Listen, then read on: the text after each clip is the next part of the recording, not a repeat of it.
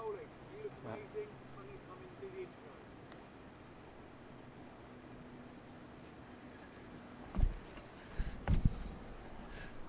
Hi, this is John here from Forage London and Beyond, and I'm here with Andy Hamilton. How should we describe you? Wild booze guru? Do you like that? Yeah, I do. Yeah. I'm here with wild booze guru Andy Hamilton. Hang on, not guru, alchemist. I'm here with wild booze alchemist Andy Hamilton, and we are sitting at this beautiful picnic table by a river in Hampshire. This is what we spend most of our time, most of our lives doing, just hanging out. And we're going to talk today about how to make vermouth or vermouth. What would you prefer, vermouth or vermouth? I think both are right, because vermouth comes from the German word vermouth, meaning wormwood. Right. So we're making a wormwood drink. So you've gone into teaching mode I've already. gone into That's teaching. great. I like it.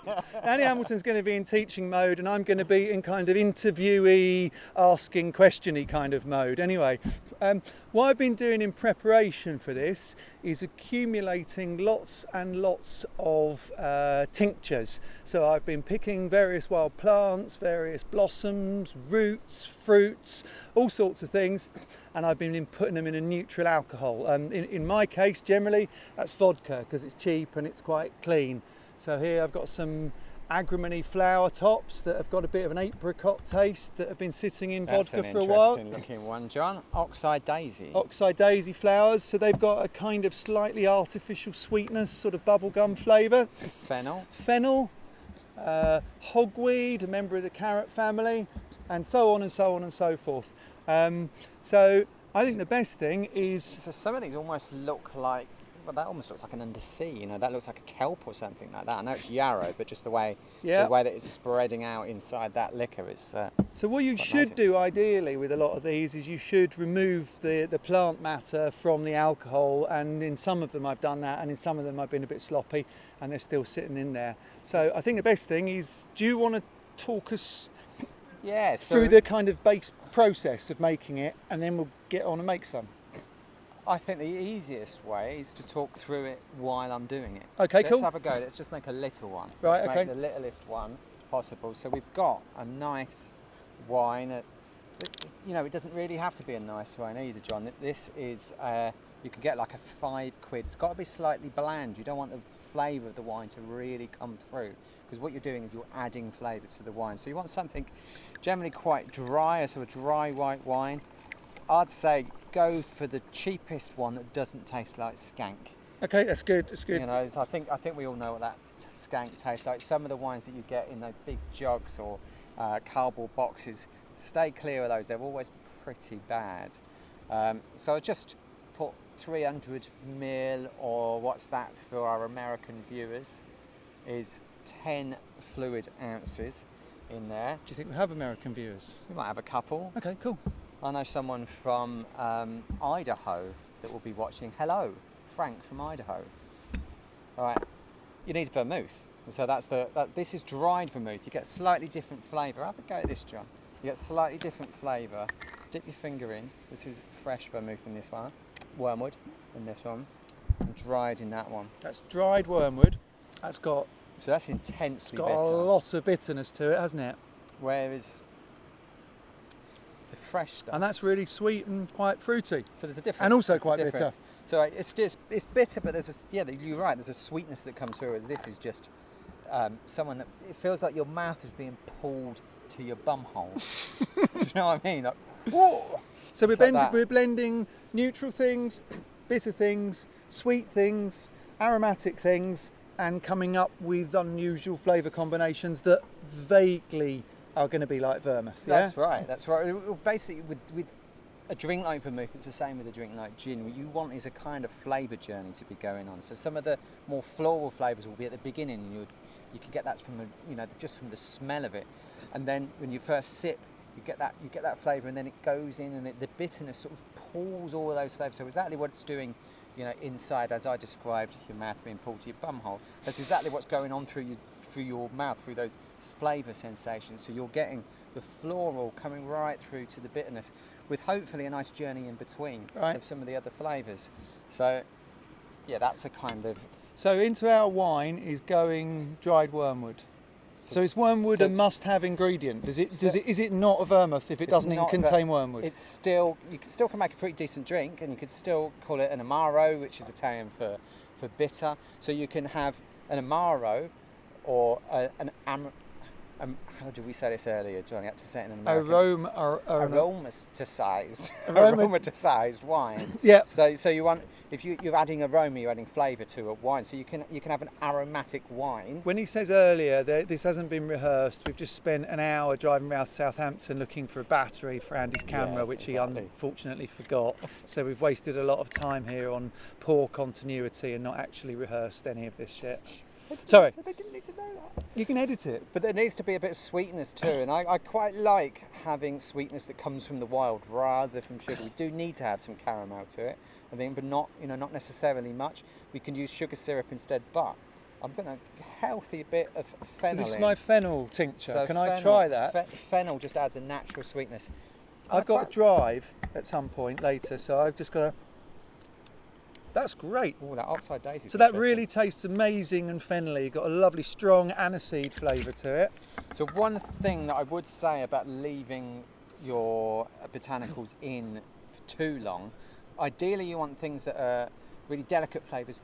Let your tongue be the guide. So something like the oxide daisies are going to be quite sort of delicate but sort of bitter at the same time, an odd one. They should have come out of there ages ago. That's just me being slovenly. A lot of these I removed, and a lot of these I just got busy doing other things. Summer holiday, doing childcare, forgot about it. So it's starting to get a bit vegetative, and that vegetative taste is the demon of vermouth. Let's have a taste. You don't want that, but you can see there's a bit of this cellulose breakdown, which is good, but I've added a little bit. Oh, it's a tiny bit funky, isn't it? So there's a bit... They should have gone in and out. They should have gone in 3 days tops, I'd say. No much more than that. Live and learn. Let's go a bit of barberry. So nice one, you know. I can never be bothered to pick that many. I know it's not many. That's Darwin's barberry. That grows as a sort of hedgy, holly-like border all over cities and around supermarket car parks and things like that. That's a great colour, isn't it? That's cool. That's cool. Should we see what it actually tastes like? So that's on its own. We've only put a few in so far, and let's see where we're at. That's quite sharp and fruity. So we've gone sharp, fruity. We've gone kind of herbally. We've gone sweet, and we've gone bitter. So that itself should be enough to start a basis of a good vermouth. But we will carry on with some more. Should we keep these over the side so we remember what we've actually used? That's a good idea, yeah. And then we could even write a recipe up for it.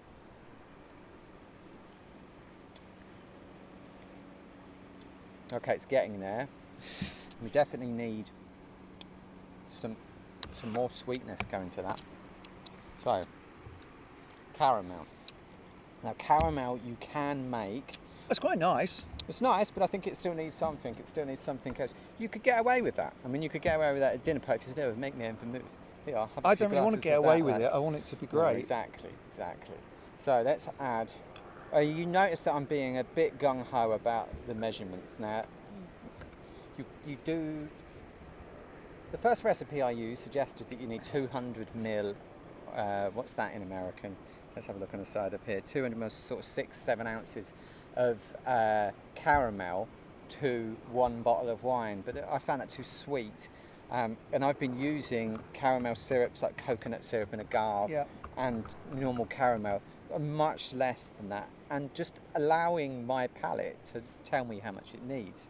If you like something really sweet, add more. If you don't, then add less. And just, you don't go rigid to the recipe. Just go for what your mouth says. Your mouth is going to be right. You're the one drinking it, so make it right for yourself.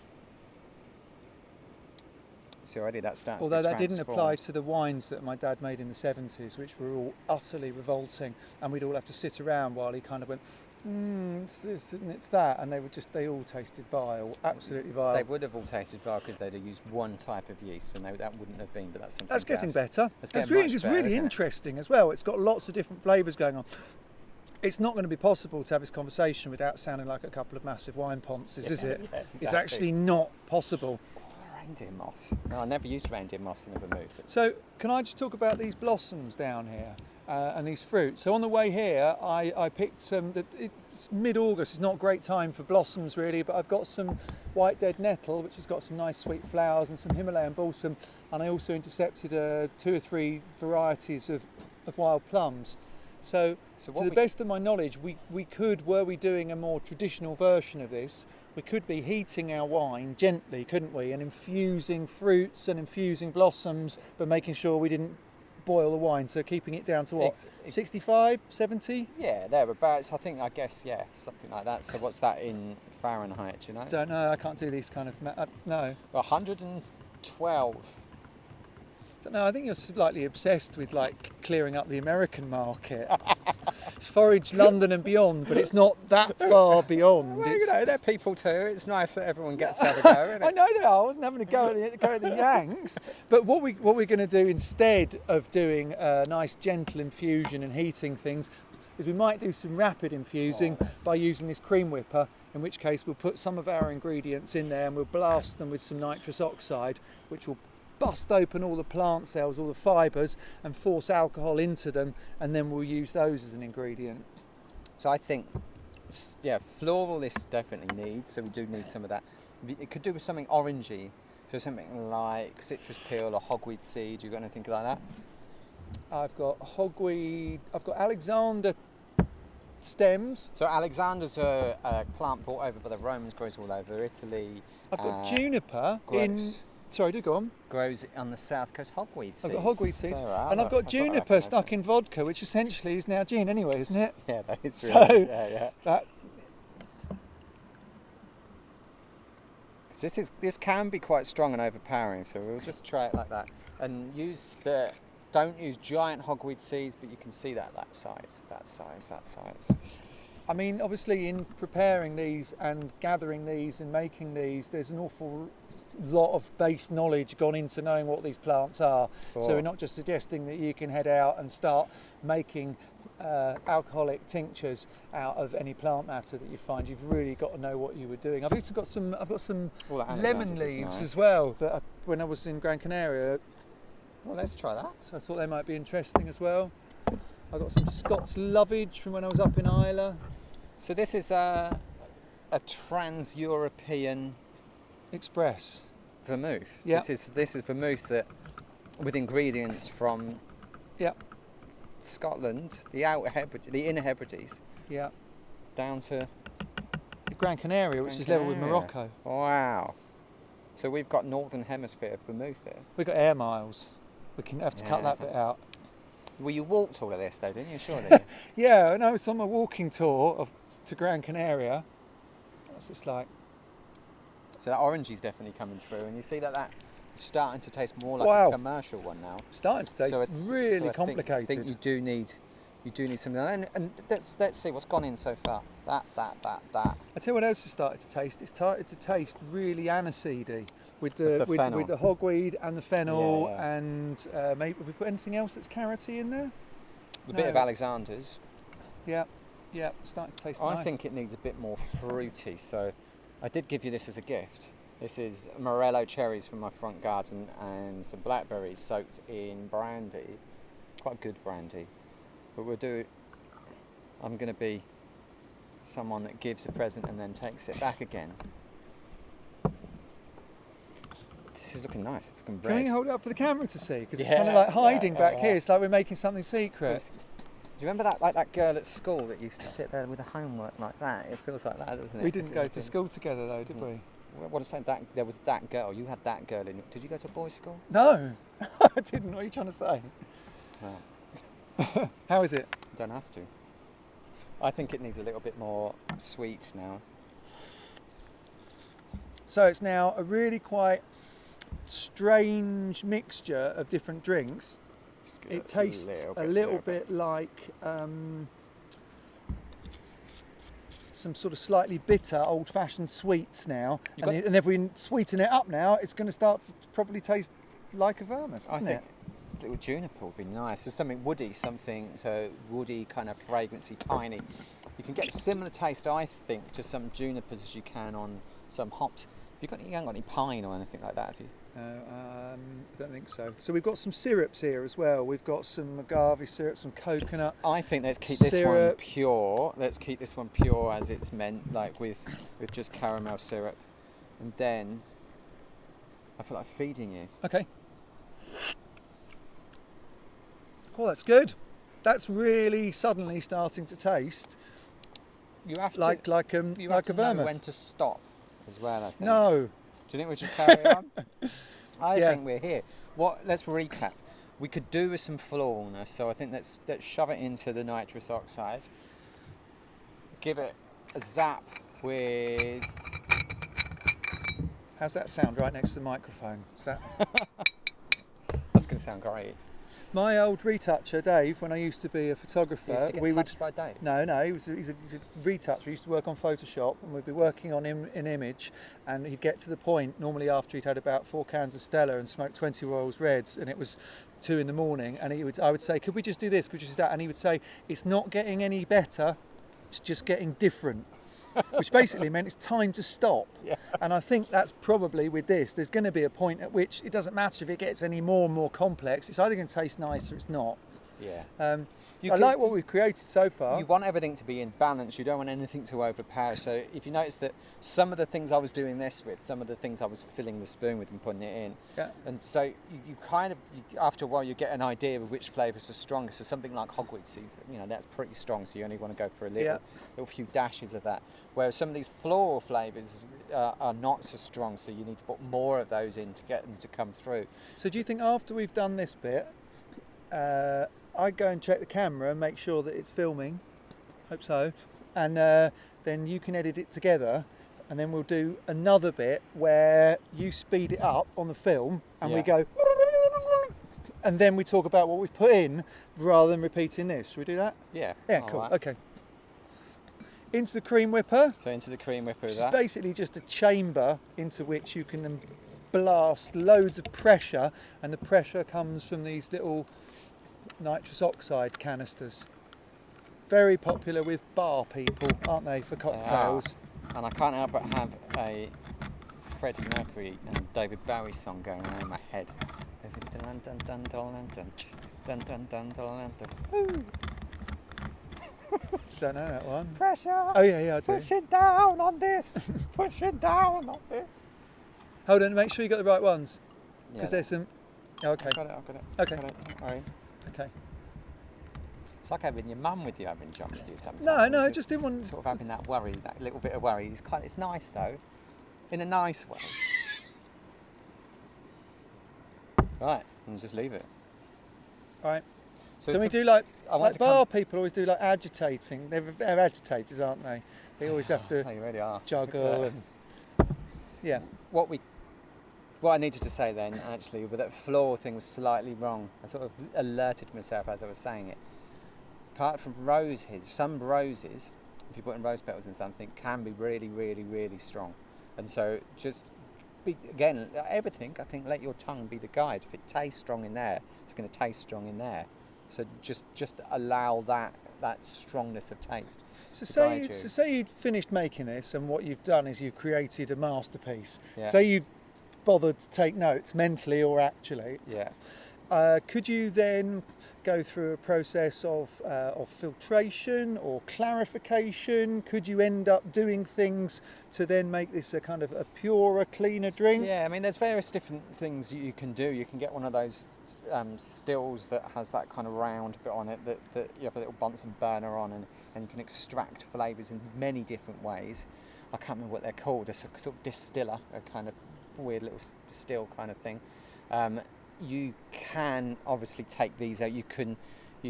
I sometimes mess about with the alcohol level with the infusions as well. So I'll put 20% in, make it so it's a 20% spirit for some things.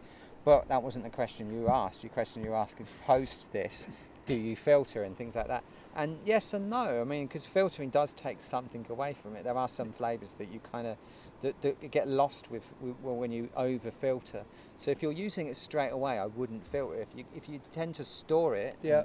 take the oxygen out and stuff, then maybe you would, because you don't want any plant matter at all in the So end when I was product. getting over my surgery on my neck at the beginning of the year, our friend Mark Williams up in Scotland sent me this. This is his Galloway homemade vermouth. Nice label. Yeah, Show very the nice. label. Very nice label with an old medieval alchemist Well, kind cut to of that. dude on it, and it says version 3.7.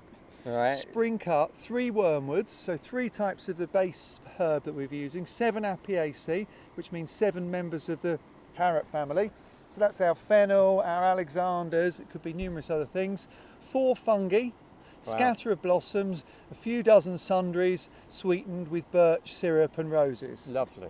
And that That just tasted sounds lovely. absolutely great, and it still does taste. It's like about 8-9 months old. The Yeah. flavour's changed a bit, but the colour is pretty much, I'd go kind of ditch water, Did that? and What colour was it to start with? and it was that colour when it came. Right. And the only thing I would have possibly have wanted to improve about it was the colour, if there was an option. Yeah. But to be honest, it tastes great, and Well, that's to do with the birch And syrup, it's- I think. That's the sugar. It can be the sugar. It could be the fact that some of his tinctures had oxidised slightly, so you would get. Oh, that does smell nice though. so if I go out and I buy like a Martini Rosso or something like that, I go out and buy some vermouth, right? It's sweetened with what? Caramel.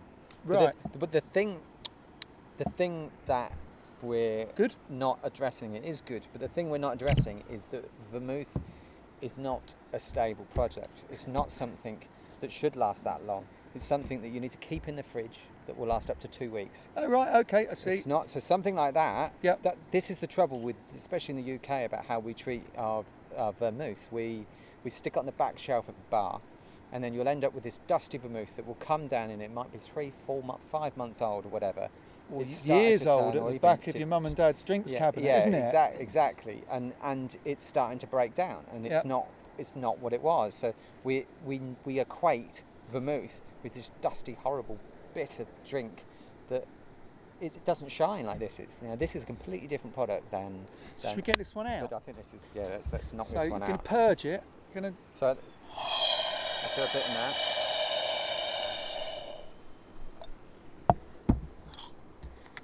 It always does that last little death throat. Oh.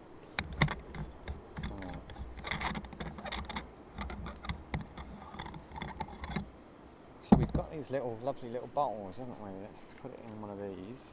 So as opposed to starting with the wine and infusing these in, we've gone the other way round. Then we've added the sweet notes and hammered them into it with the infuser. It should do the same job. And it's fizzy because of the nitrous. But wow, let's hold this up so you can see it. That does have a it's nipping all over the mic. That's a nice colour though. That kind of. And that tastes great. That really does taste good. I'd pay for that. Well, I wouldn't because I just made it. But you know what I mean? Like if I went to a bar, Yep. I wouldn't mind parting with some money for a drink that looked like that.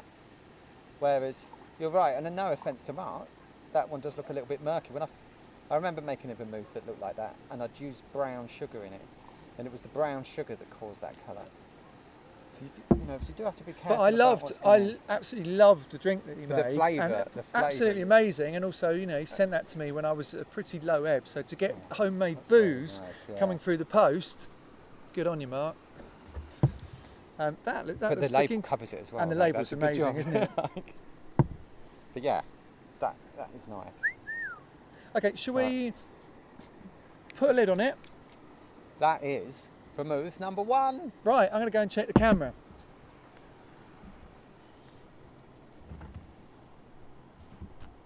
We're still filming, Andy. Yeah. Still 23 minutes. Okay, I'm going to Yeah. Okay, I'll stop this.